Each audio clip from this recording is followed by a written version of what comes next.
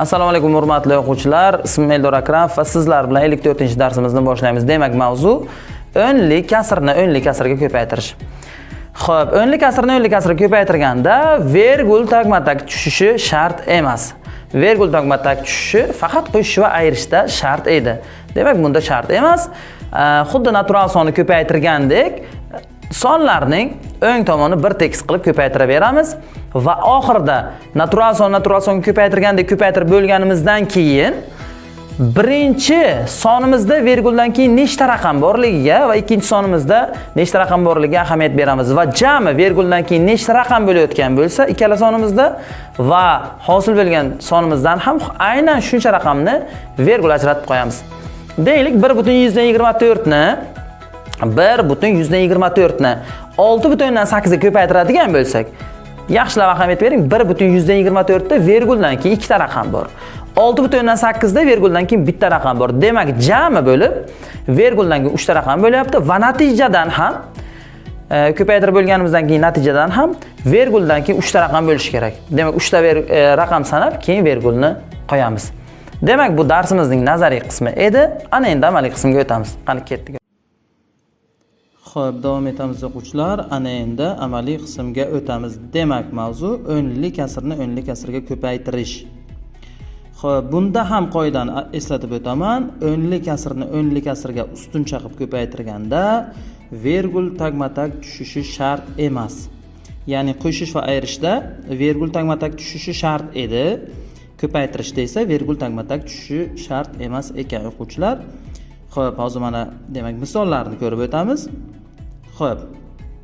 Demak, bizga quyidagicha misollar berilgan bo'lsin. 1,138 ko'paytirilgan 2,10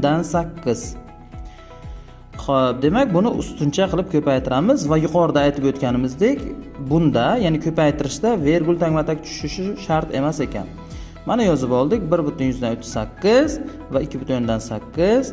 Mana oxirini bir tekis qilib oldik. Bunda vergullar boshqa joyda bo'lib qolgan, mayli.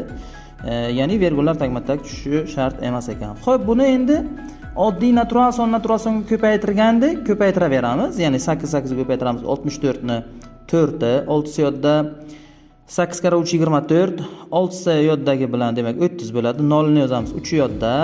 8 kara 1 8, 3 yoddagi bilan mana 11 yozildi.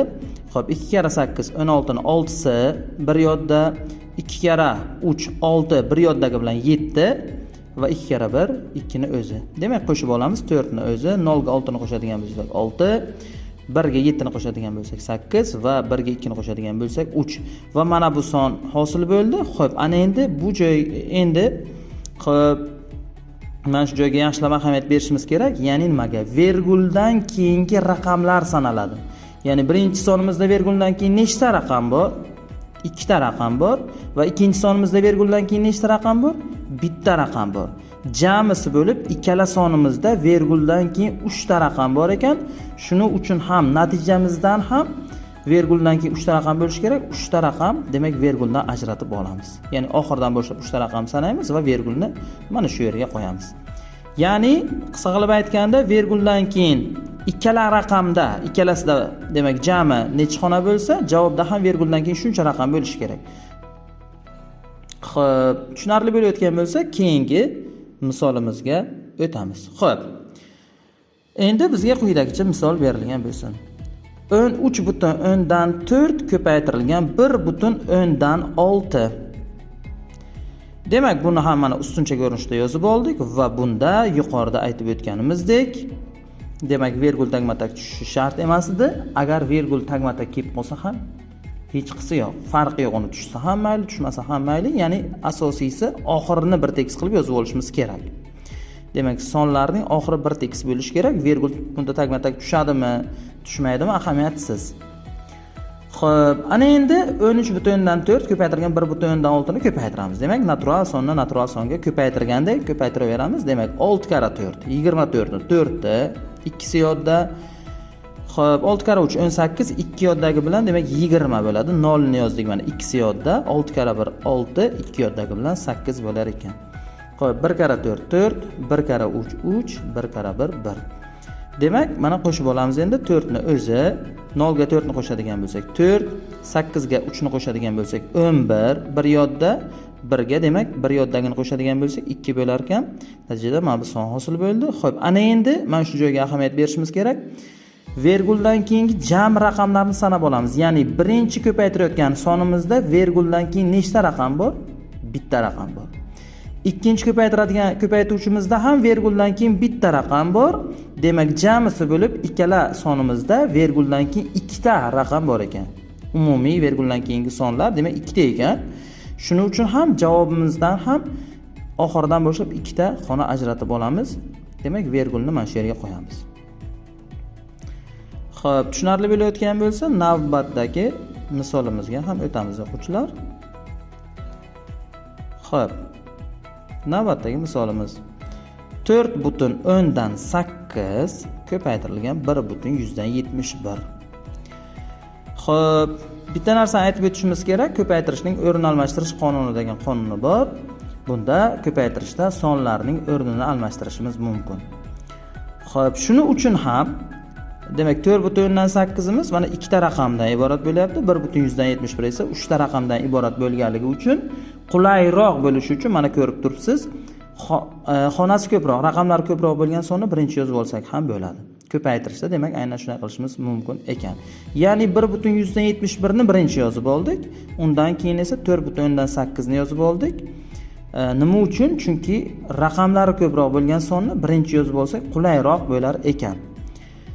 Xo'p, mana bunda ham ko'rib turibsiz o'quvchilar, vergul tagma-tag tushmagan. Ya'ni ko'paytirishda vergul tagma-tag tushishi shart emas. Lekin mana sonlarimizning oxiri bir tekis bo'ldi. Xo'p, bunda raqamlar ko'proq bo'lgan sonni birinchi yozib olsak ham bo'lar ekan. Xo'p, ana endi 8 ni 1 ga ko'paytirsak 8, 8 kara 7 56 ni 6si 5 yodda, 8 kara 1 8, 5 yoddagi bilan 13 bo'lar ekan mana. 4 kara 1 4, 4 kara 7 28 ni 8i ikkisi yodda va 4 kara 1 4, 2 yoddagi bilan 6 bo'lar ekan. Mana 8 ni o'zi 6 ga 4 ni qo'shsak 10 bo'ladi. 0 ni yozdik 1 yodda. 3 ga 8 ni qo'shsak 11, 1 yoddagi bilan 12 bo'ladi. Yana 1 yodda 6 ga 1 ni qo'shsak 7, 1 yoddagi bilan 8 bo'lar ekan va eng ahamiyat beradigan joyi verguldan keyingi jami raqamlarni sanab olamiz. Ya'ni birinchi sonimizda verguldan keyin ikkita raqam bor. Ikkinchi sonimizda verguldan keyin bitta raqam bor. Jamisi bo'lib 3 ta raqam bo'lyapti verguldan keyin. Demak, bu sonimizda ham, javobimizda ham verguldan keyin 3 ta raqam bo'lishi kerak ekan. Xo'p, o'quvchilar, bu darsimizning oxiri edi. Birinchi navbatda darsimizni kamida 10 marotaba ko'rishingizni maslahat beraman. Shunda ham qanaqadir savollar bo'ladigan bo'lsa, ushbu raqamga Telegram orqali savollaringizni yo'llashingiz mumkin va men barcha savollaringizga javob berishga harakat qilib ko'raman. Xo'p, siz bilan Buxoro matematika maktabi va Ildor Akramov bo'ldi. Keyingi darslarda ko'rishguncha